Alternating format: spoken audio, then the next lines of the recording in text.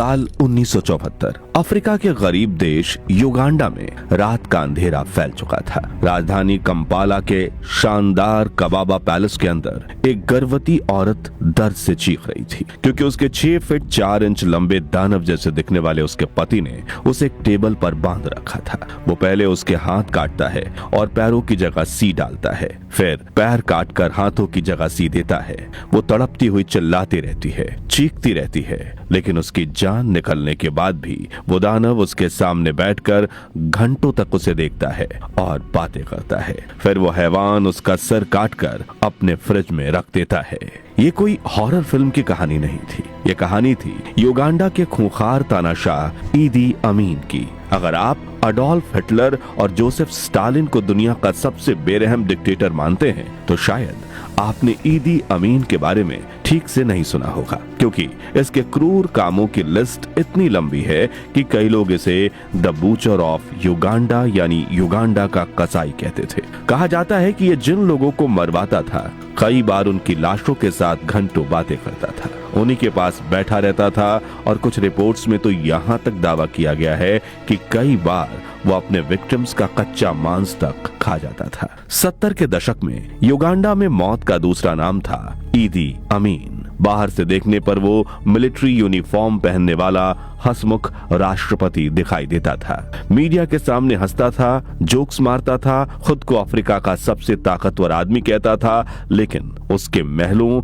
और जेलों के अंदर इंसानों के साथ जानवरों से भी बदतर सलूक होता था। उसने अपने पैलेस कंपाउंड में कई टॉर्चर चैम्बर्स बनवाए थे, जहां एक साथ दर्जनों लोगों को बंद किया जाता था। वहां लोगों को पीटा जाता था, बिजली के झटके दिए जाते थे, उनका खून बहाया जाता और फिर उनकी लाशें गायब कर दी जाती। कई बॉडीज को मगरमच्छों वाली नदी में फेंक दिया जाता ताकि कोई सबूत ही ना बचे। उसके पागलपन का अंदाजा आप इसी बात से लगा सकते हैं कि वो खुद को ब्रिटिश साम्राज्य को हराने वाला महान योद्धा, स्कॉटलैंड का आखिरी राजा और ना जाने क्या क्या कहलवाता था। उसने अपने ही देश के हजारों सैनिकों, नेताओं, पत्रकारों, जजेस और डॉक्टर्स तक को मरवा दिया। उसके डर का आलम यह था कि लोग उसके सामने आंखें उठाकर बात नहीं करते थे। और फिर भी हैरानी की बात यह थी कि युगांडा की एक बड़ी आबादी उसे अपना हीरो मानती थी। लोग उसकी रैलियों में नाचते थे, उसके भाषणों पर तालियां बजाते थे और उसे गरीबों का मसीहा समझते थे। लेकिन आखिर एक मामूली सैनिक अफ्रीका का सबसे खूंखार तानाशाह कैसे बन गया, और क्यों पूरी दुनिया उससे डरती थी? क्या सच में वो इंसानों का मांस खाता था? और आखिर ऐसा क्या हुआ कि लाखों लोगों में खौफ फैलाने वाला ये दानव अपने आखिरी दिनों में अकेला और बेबस होकर मर गया? जानेंगे ईदी अमीनी की पूरी कहानी। युगांडा का कसाई कहे जाने वाले ईदी अमीनी की कहानी शुरू होती है साल 1925 में, जब उत्तर पश्चिमी युगांडा के छोटे से गांव कोबोको में रहने वाली कवावा जनजाति में एक बच्चे का जन्म हुआ, जिसका नाम रखा गया ओवेंगो ईदी अमीन दादा। उस दौर में युगांडा भी कई दूसरे अफ्रीकी और एशियाई देशों की तरह ब्रिटिश साम्राज्य के कब्जे में था, लेकिन कवावा जनजाति के लोग अंग्रेजों से बिल्कुल नहीं डरते थे। वो बेहद आक्रामक और खतरनाक माने जाते थे। उनके धार्मिक अनुष्ठानों में जानवरों का खून बहाना आम बात थी, और कहा जाता है कि इन्हीं हिंसक माहौल के बीच पला बढ़ा ईदी बचपन से ही बेखौफ और क्रूर स्वभाव का होता चला गया। ईदी अमीन का बचपन भी आसान नहीं था। बहुत छोटी उम्र में ही उसके माता पिता अलग हो गए और उसकी मां उसे लेकर युगांडा के बोम्बो शहर आ गई। वहां उन्होंने ईदी का स्कूल में दाखिला करवाया, लेकिन पढ़ाई में उसका मन कभी नहीं लगा। चौथी क्लास के बाद उसने स्कूल छोड़ दिया और गलियों में छोटे मोटे काम करने लगा। लेकिन इसी दौरान लोगों ने एक चीज नोटिस की। ईदी आम बच्चों जैसा नहीं था। उसका शरीर बेहद मजबूत था। वो लंबा चौड़ा और असाधारण ताकत वाला लड़का बनता जा रहा था। कई बार वो अकेले ही अपने से बड़े लड़कों को पीट देता था। धीरे धीरे उसे बॉक्सिंग और कुश्ती का शौक चढ़ गया, और यही ताकत आगे चलकर उसे युगांडा का सबसे खतरनाक आदमी बनाने वाली थी। फिर आया साल 1946, जब 20 साल के ईदी अमीन को ब्रिटिश सेना की किंग्स अफ्रीकन राइफल बटालियन में उन्हें असिस्टेंट कुक की नौकरी मिल गई। लेकिन किचन में बर्तन साफ करने वाला ये नौजवान जल्दी ही अंग्रेज अफसरों की नजर में आ गया। वजह थी उसकी खतरनाक शारीरिक ताकत। कहा जाता है कि कई बार वो अकेले 5 से 7 सैनिकों को पछाड़ देता था। उसे स्थानीय भाषाएं बोलनी आती थी, वो लोगों को अपनी बात मनवाना जानता था और उसके अंदर एक अजीब सा कॉन्फिडेंस था। यही कारण था कि ब्रिटिश अफसर उससे प्रभावित हो गए और कुछ ही समय में उसे सोल्जर बना दिया गया। इसके बाद ईदी ने मिलिट्री ट्रेनिंग ली और बॉक्सिंग सीखी, स्विमिंग और रग्बी में हिस्सा लिया। 1951 से 1960 तक ईदी अमीन लगातार युगांडा का बॉक्सिंग चैंपियन बना रहा। 6 फीट 4 इंच लंबे इस दैत्य का एक मुक्का पूरा मैच खत्म कर देता था। लोग कहते थे कि उसके सामने खड़ा होना ही डर पैदा कर देता था, लेकिन बॉक्सिंग रिंग के बाहर भी उसका स्वभाव उतना ही हिंसक होता जा रहा था। अगले कुछ सालों तक ईदी अमीन अंग्रेजों का सबसे वफादार सैनिक बना रहा। वो ब्रिटिश अफसरों के इशारों पर चलता था और बिना सोचे समझे अपने ही अफ्रीकी भाइयों पर गोली चलाने से भी नहीं हिचकता था। 1950 के दशक में जब केनिया में माओ माओ विद्रोह शुरू हुआ, तब ब्रिटिश सरकार ने विरोध को कुचलने के लिए अफ्रीकी सैनिकों का इस्तेमाल किया और ईदी अमीन उन सैनिकों में सबसे आगे था। इसी दौरान पहली बार दुनिया ने उसके अंदर छिपी हैवानियत की झलक देखी थी। रिपोर्ट्स के मुताबिक वो पकड़े गए लोगों को बेरहमी से टॉर्चर करता था। कई कैदियों को इतना पीटता था कि वो मौत की भीख मांगने लगते, जबकि कुछ लोगों को उसने जिंदा दफन तक कर दिया था। लेकिन जितना ज्यादा वो क्रूर होता गया, ब्रिटिश सेना उतना ही उसे प्रमोट करती गई, क्योंकि अंग्रेजों को ऐसे ही निर्दयी सैनिकों की जरूरत थी। और यही वजह थी कि 1962 तक ईदी अमीन ब्रिटिश ईस्ट अफ्रीकन फोर्सेस का दूसरा सबसे बड़ा हाईएस्ट रैंकिंग ऑफिसर बन गया। शायद उस वक्त किसी ने कल्पना भी नहीं की होगी कि अंग्रेजों के लिए काम करने वाला यही सैनिक एक दिन पूरे युगांडा को खून और डर के अंधेरे में डुबो देगा। कहते हैं कि शैतान अक्सर जोड़ी में आता है और युगांडा में भी कुछ ऐसा ही हुआ।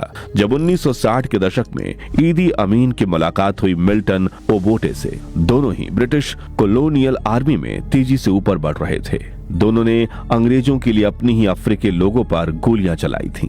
विद्रोह कुचले थे और इसी वजह से ब्रिटिश सरकार को इन दोनों पर अंधा भरोसा हो गया था। लेकिन पर्दे के पीछे ये दोनों कुछ और ही खेल खेल रहे थे।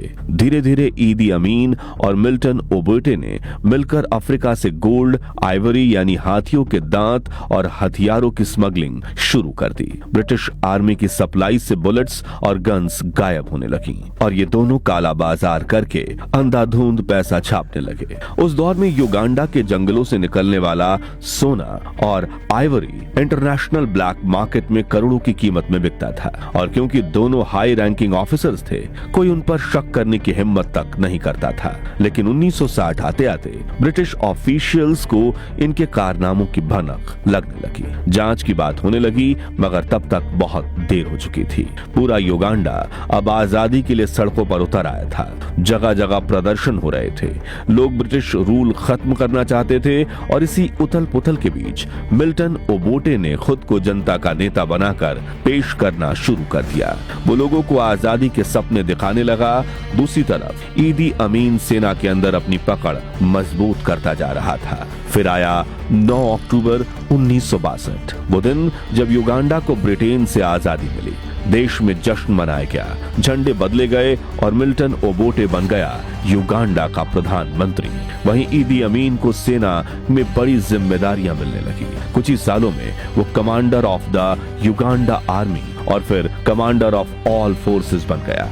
बाहर से देखने पर ऐसा लगता था कि ओबोटे और अमीन बहुत अच्छे दोस्त हैं, लेकिन अंदर ही अंदर ईदी अमीन जल रहा था, क्योंकि अब उसे सिर्फ सेना नहीं चाहिए थी, उसे पूरी सत्ता चाहिए थी। ऊपर से 4 मार्च 1966 के दिन मिल्टन ओबोटे युगांडा का राष्ट्रपति बन गया। तब ईदी अमीन को लगने लगा था कि अगर मिल्टन ओबोटे राष्ट्रपति बन सकता है तो वो क्यों नहीं, और यही सोच धीरे धीरे उसके अंदर जहर की तरह फैलने लगी। ईदी अमीन ने चुपचाप अपनी अलग ताकत बनाना शुरू कर दी। उसने कवावा, लुगबारा और दक्षिणी सुडानी जैसी अल्पसंख्यक जनजातियों के लोगों को बड़ी संख्या में आर्मी में भर्ती करना शुरू किया। वो उनके साथ बैठता, खाना खाता, डांस करता और उन्हें एहसास दिलाता कि मैं तुम्हारा आदमी हूँ।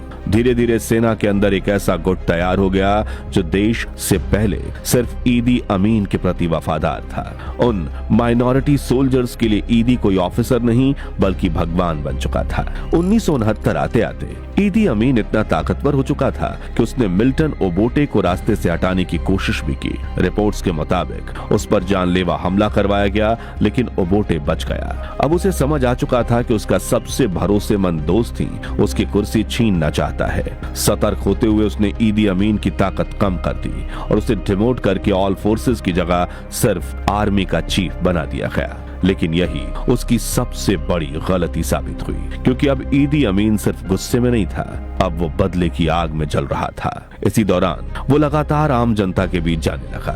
गांव में जाता, गरीबों के साथ बैठता, उनके दुख सुनता और खुद को जनता का मसीहा दिखाने लगा। दूसरी तरफ मिल्टन ओबोटे की छवि भ्रष्टाचार और स्मगलिंग की वजह से खराब होती जा रही थी, और जब उसका सबसे करीबी साथी ईदी अमीन खुद जनता के सामने उसकी बुराई करने लगा, तब लोगों को यकीन हो गया कि शायद ओबोटे ही देश की सारी समस्याओं की जड़ है। फिर आया वो दिन जिसका ईदी अमीन को सालों से इंतजार था।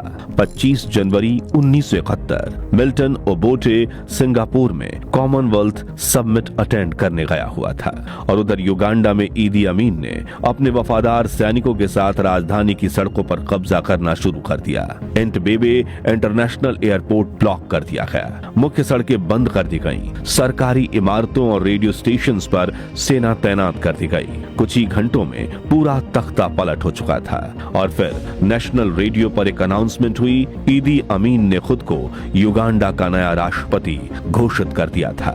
हैरानी की बात यह थी कि उस वक्त युगांडा के लोग खुश थे, लोग सड़कों पर नाच रहे थे। उन्हें लग रहा था कि एक नया नेता आया है जो भ्रष्टाचार खत्म करेगा और देश को बेहतर बनाएगा। लेकिन उन्हें क्या पता था कि उन्होंने अपने ही हाथों से एक ऐसे दानव को सत्ता सौंप दी है जो अगले कुछ सालों में पूरे युगांडा को खून, डर और लाशों के नरक में बदलने वाला था। अब ईदी अमीन को राजनीति चलाने का तो कोई खास अनुभव था नहीं, लेकिन एक चीज वो अच्छी तरह से जानता था, बदला लेना। और राष्ट्रपति बनते ही उसने सबसे पहले वही किया। सत्ता हाथ में आते ही ईदी अमीन ने आदेश जारी कर दिया कि मिल्टन ओबोटे के समर्थकों को खत्म कर दिया जाए। इसके लिए उसने अपने सबसे खूंखार और निर्दयी सैनिकों की स्पेशल किलर स्क्वाड तैयार की, और उन्हें खुली छूट दे दी गई कि जिसे चाहो मार दो, जिस पर चाहो शक करो। इस स्क्वाड के पास इतनी ताकत थी कि कई बार वो सिर्फ शक के आधार पर पूरे के पूरे गांव साफ कर देते थे। खास तौर पर अचोली लेंगो ट्राइब्स को निशाना बनाया गया, क्योंकि ईदी अमीन को लगता था कि ये लोग ओबोटे के वफादार समर्थक हैं। हजारों लोगों को उनके घरों से उठाया गया, कई लोगों की लाशें कभी मिली ही नहीं। रिपोर्ट्स के मुताबिक कई बार लोगों को मिलिट्री बैरक्स में ले जाकर गोली मार दी जाती थी, जबकि कुछ लोगों को रातों रात गायब कर दिया जाता था। धीरे धीरे पूरे युगांडा में डर का ऐसा माहौल बन गया कि लोग अपने ही पड़ोसियों पर भरोसा करने से डरने लगे। कहा जाता है कि लोगों के दिलों में खौफ बैठाने के लिए कई बार ईदी अमीन इन हत्याओं का प्रदर्शन तक करवाता था। उसका मकसद साफ था, युगांडा का हर इंसान उसके नाम से कांपना चाहिए। और सच में कुछ ही महीनों में पूरे देश में उसकी दहशत फैल चुकी थी। लेकिन इसी बीच ईदी अमीन ने एक ऐसा फैसला लिया जिसने पूरी दुनिया को हिलाकर रख दिया। जी हाँ, उसने एक दिन अचानक नेशनल रेडियो पर ऐलान किया कि युगांडा में रहने वाले लगभग 90,000 एशियंस को सिर्फ 90 दिनों के अंदर देश छोड़ना होगा। और इस फैसले के पीछे उसने जो वजह बताई वो और भी अजीब थी। ईदी अमीन ने दावा किया कि अल्लाह उसके सपने में आए थे और उन्होंने कहा कि युगांडा सिर्फ युगांडा वासियों के लिए होना चाहिए।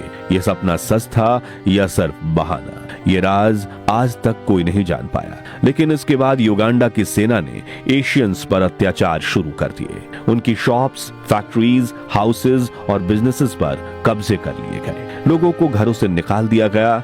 जाते वक्त उन्हें सिर्फ उतना सामान ले जाने की इजाजत दी गई जितना एक बैग में आ सके। सोना, ज्वेलरी, कैश सब छीन लिया गया। इन एशियंस में बड़ी संख्या में भारतीय मूल के लोग भी थे। कई परिवार पीढ़ियों से युगांडा में रह रहे थे। उन्होंने वहां बिजनेस खड़े किए, इंडस्ट्रीज बनाई थी, और कहा जाता है कि उस समय युगांडा की लगभग 60% इकोनॉमी इन्हीं एशियंस के हाथों में थी। लेकिन एक ही आदेश ने हजारों परिवारों को सड़कों पर ला दिया। लोग रोते हुए अपना घर, दुकान, जमीन जमीन और सालों की मेहनत छोड़कर देश छोड़ने को मजबूर हो गए। मगर ईदी अमीन की हैवानियत सिर्फ यही नहीं रुकी। उस दौर की कई रिपोर्ट्स में यह भी दावा किया गया कि उसके सैनिक लोगों को मारकर उनकी बॉडीज मगरमच्छों से भरी नदियों में फेंक देते थे ताकि कोई सबूत ही ना बचे। कुछ कहानियां तो इतनी डरावनी है कि सुनकर यकीन करना मुश्किल हो जाता है। कहा जाता है कि एक बार हजारों विकलांग लोगों को मगरमच्छों के बीच फेंक दिया गया और ईदी अमीन खुद बैठकर उन्हें तड़पते हुए देखता रहा। हालांकि इन घटनाओं के आंकड़ों और डिटेल्स पर इतिहासकारों में मतभेद है, लेकिन इस बात पर लगभग सभी सहमत हैं कि उसके शासन में युगांडा मौत और आतंक का दूसरा नाम बन चुका था। और अब एशियंस के जाने के बाद ईदी अमीन का असली कहर शुरू होने वाला था और इस बार निशाने पर थे उसके अपने ही लोग। ईदी अमीन ने अपने लिए कबाका पैलेस नाम का एक आलीशान महल बनवाया था। बाहर से देखने पर यह किसी राजा का शाही महल दिखता था, लेकिन उसके नीचे छिपा था मौत का ऐसा तहखाना जिसके बारे में सुनकर आज भी लोगों की रूह कांप उठती है। महल के नीचे बने थे 5 खौफनाक चैम्बर्स, ऐसे चैम्बर्स जहां उन लोगों को लाया जाता था जो ईदी अमीन के खिलाफ आवाज उठाने की गलती कर बैठते थे।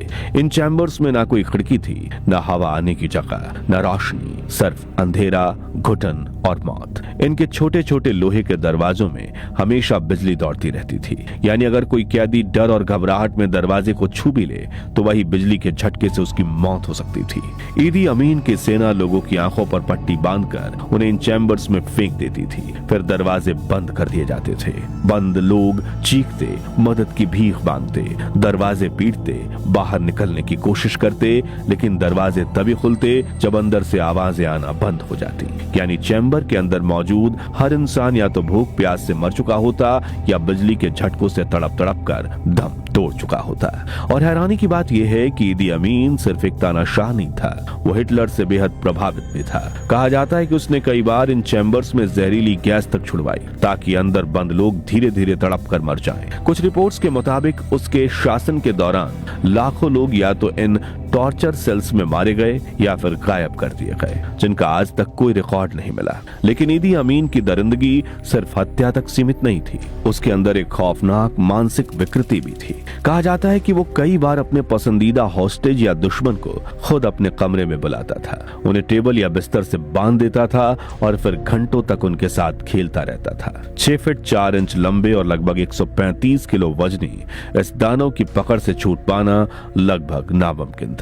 कई लोग बताते हैं कि वो अपने विक्टिम्स के डर, दर्द और चीखों का आनंद लेता था, मानो किसी इंसान नहीं बल्कि एक हैवान के अंदर बैठा शैतान उन्हें देख रहा हो। जिसके बाद ईदी अमीन शुरू करता था अपनी दरिंदगी का सबसे घिनौना खेल।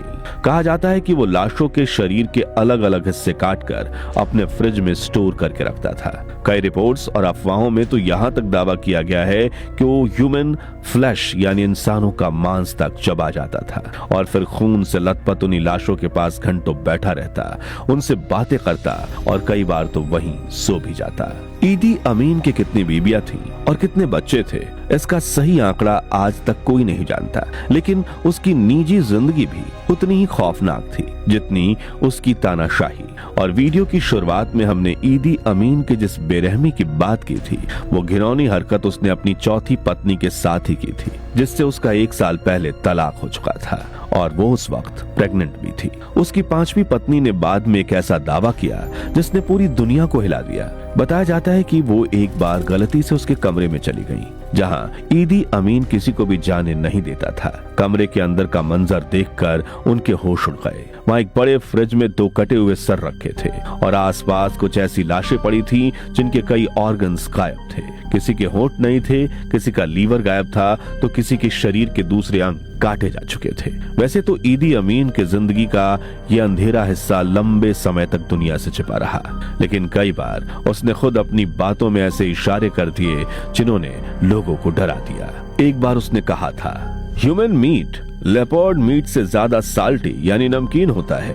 और बस इसी एक लाइन ने दुनिया भर में ये चर्चे छेड़ दी कि क्या ईदी अमीन सच में इंसानों का मांस खाता था। दूसरी तरफ उसके पर्सनल डॉक्टर ने भी कई मानसिक बीमारियों से ग्रस्त उसे बताया था। रिपोर्ट्स के मुताबिक उसे सिजोफ्रेनिया, बाइपोलर डिसऑर्डर और सिफिलिस जैसी समस्याएं थीं। लेकिन ईदी अमीन खुद को कभी बीमार मानने को तैयार नहीं था। उसके लिए वो भगवान जैसा था, एक ऐसा आदमी जो चाहे कर सकता था। लेकिन हर तानाशाह की तरह उसका आतंक का साम्राज्य भी हमेशा के लिए नहीं चलने वाला था। और फिर 1978 में शुरू हुआ ईदी अमीन के पतन का सबसे खतरनाक अध्याय। 1977 आते आते ईदी अमीन के अत्याचारों से पूरा युगांडा टूट चुका था। सेना के अंदर भी उसके खिलाफ गुस्सा बढ़ने लगा था। इसी दौरान युगांडा आर्मी के कुछ सैनिकों और विरोधी गुटों ने मिलकर ऑपरेशन माफूता मिंगी शुरू किया, जिसका सिर्फ एक ही मकसद था, ईदी अमीन की तानाशाही को खत्म करना। इसी विद्रोह आंदोलन को युगांडा की कई अमीर बिजनेस फैमिलीज सीक्रेटली पैसा और हथियार दे रही थी। पहली बार ईदी अमीन को एहसास हुआ कि उसके खिलाफ बगावत अब सड़कों से निकलकर सेना के अंदर तक पहुंच चुकी है। हालात तब और बिगड़ गए जब युगांडा के कई बड़े चेहरे अचानक मारे जाने लगे। आर्क बिशप जनानी लवूम, मंत्री एरिनायो विल्सन आर्मिया और चार्ल्स ओबोथ अफुम्बी जैसे लोगों की रहस्यमय मौतों ने पूरे देश को हिला दिया। लोगों को यकीन हो गया कि इनके पीछे भी ईदी अमीन का ही हाथ है। अब डर धीरे धीरे नफरत में बदलने लगा। दूसरी तरफ ईदी अमीन का सबसे करीबी आदमी और वाइस प्रेसिडेंट मुस्तफा अदरीसी भी उससे दूर होता जा रहा था। सेना के कई हिस्सों पर अदरीसी की मजबूत पकड़ थी और यही बात ईदी को परेशान करने लगी थी। फिर 1978 में अदरीसी एक रहस्यमय कार एक्सीडेंट का शिकार हो गया। इलाज के लिए उसे कायरो भेजा गया, लेकिन जैसे ही वो युगांडा से बाहर गया, ईदी अमीनी ने उसे वाइस प्रेसिडेंट, डिफेंस मिनिस्टर और होम मिनिस्टर जैसे सभी पदों से हटा दिया। इसके बाद पूरे देश में अफवाह फैल गई कि अदरीसी के एक्सीडेंट के पीछे खुद ईदी अमीन का हाथ था। अब सेना भी दो हिस्सों में बंट चुकी थी। अदरीसी के वफादार सैनिकों ने बगावत शुरू कर दी और युगांडा की फौज के अंदर ही खूनी संघर्ष शुरू हो गया। लेकिन ईदी अमीन को पता था कि अगर जनता और सेना का ध्यान इसी तरह अंदरूनी लड़ाइयों पर रहा तो उसकी कुर्सी ज्यादा दिन तक नहीं टिकेगी। इसलिए उसने एक पुराना तरीका अपनाया, बाहर दुश्मन पैदा करो। और फिर ईदी अमीनी ने तंजानिया की सरहद पर सेना भेजनी शुरू कर दी। कुछ ही समय बाद उसने तंजानिया पर हमला कर दिया। शायद उसे लगा था कि हमेशा की तरह इस बार भी लोग उसके पीछे खड़े हो जाएंगे, लेकिन इस बार उसका अंदाजा गलत साबित हुआ। तंजानियन आर्मी ने जोरदार जवाब दिया। उन्होंने युगांडा की सेना को बुरी तरह कुचलना शुरू कर दिया। कई युगांडन सोल्जर्स ने लड़ाई के बीच ही ईदी अमीन का साथ छोड़ दिया। कुछ ही हफ्तों में तंजानिया फोर्सेज राजधानी कंपाला तक पहुंच गई और आखिरकार उन्होंने शहर पर कब्जा कर लिया। जिस आदमी ने सालों तक पूरे युगांडा को डरा कर रखा था, वही अब अपनी जान बचाकर भाग रहा था। जब देश पर सबसे बड़े संकट आए, तब ईदी अमीन युगांडा को उसके हाल पर छोड़कर भाग निकला। पहले वो लीबिया पहुंचा, जहां मुअम्मर गद्दाफी ने उसे कुछ समय तक शरण दी। लेकिन दुनिया भर में बदनाम हो चुके इस तानाशाह को हमेशा छिपा कर रखना आसान नहीं था। कुछ समय बाद वो सऊदी अरबिया चला गया, जहां सऊदी रॉयल फैमिली ने उसे पनाह दे दी। हालांकि सऊदी सरकार ने उस पर एक सख्त शर्त रखी, वो कभी भी किसी पॉलिटिकल एक्टिविटी में हिस्सा नहीं लेगा। ईदी अमीन ने ये शर्त मान ली और वही एक आलीशान जिंदगी जीने लगा। लेकिन अंदर से वो अब भी सत्ता के सपने देख रहा था। 1989 में उसने चुपचाप सऊदी अरबिया छोड़कर ज़रे जाने की कोशिश की, जहां वो फिर से विद्रोही सेना बनाकर युगांडा की सत्ता हथियाना चाहता था। लेकिन उसकी ये कोशिश नाकाम रही। ज़ायरे की सरकार ने उसे हिरासत में ले लिया और वापस सऊदी अरबिया भेज दिया। अब लगभग पूरी दुनिया उसे ठुकरा चुकी थी। इसके बाद ईदी अमीन ने अपनी बाकी जिंदगी सऊदी अरबिया में गुमनामी में बिताई। वो आदमी जिसके नाम से कभी पूरा अफ्रीका कांपता था, अब दुनिया से कटा हुआ एक बूढ़ा भगोड़ा बन चुका था। और आखिरकार साल 2003 में मल्टीपल ऑर्गन फेलियर की वजह से उसकी मौत हो गई। इस तरह खत्म हुआ एक ऐसे तानाशाह का अंत जिसने अपनी जिंदगी में करीब 5 लाख लोगों की जान ले ली थी, जिसके नाम से आज भी युगांडा के लोगों की रूह कांप उठती है। लेकिन आज भी दुनिया में कई लोग ऐसे हैं जो ईदी अमीन को अफ्रीका का हीरो कहते हैं, क्योंकि उनके मुताबिक उसने विदेशी ताकतों और अंग्रेजों के सामने कभी घुटने नहीं टेके। वहीं दूसरी तरफ लाखों लोग उसे खूंखार राक्षस मानते हैं, जिसके हाथ मासूमों के खूनों से रंगे हुए थे। तो ईदी अमीन की इस दरिंदगी और तानाशाही पर आपकी राय क्या है? अपनी राय हमें कमेंट्स में जरूर बताइएगा। अगर ये वीडियो पसंद आया हो तो इसे लाइक और शेयर जरूर कीजिए और इतिहास की ऐसी ही रोंगटे खड़ी कर देने वाली अनकही अनसुनी कहानियों के लिए हमारे चैनल को सब्सक्राइब करके बेल आइकन जरूर दबा दीजिए। जय हिंद, जय भारत।